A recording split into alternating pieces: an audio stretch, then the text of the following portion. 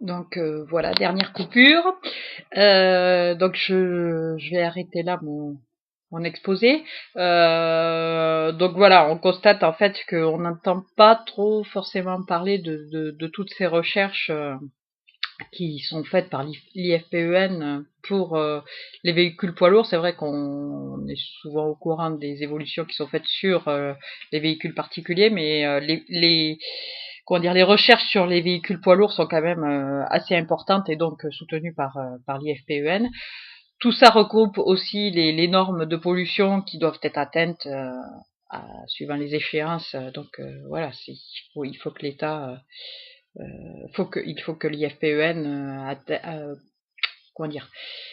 étudie des systèmes de façon à ce que les poids lourds atteignent les normes Euro 6 et tout ce qui s'ensuit.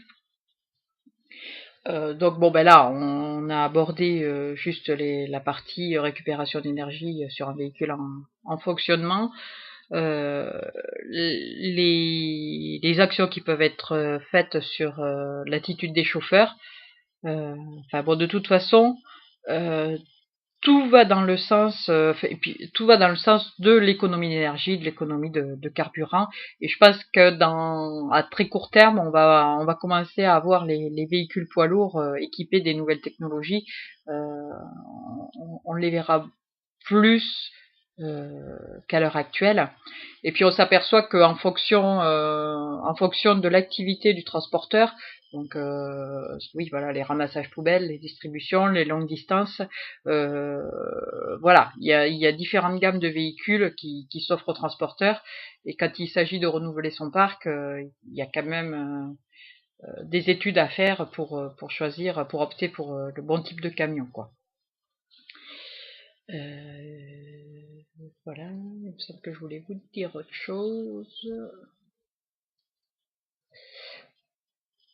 Donc voilà. Bon, bah si ce n'est que c'est pas évident de faire un exposé avec aucun public. Donc bah, j'ai essayé de faire au mieux, mais bon, c'est pas très évident. Donc j'espère que ça aura été assez clair et pas trop rébarbatif.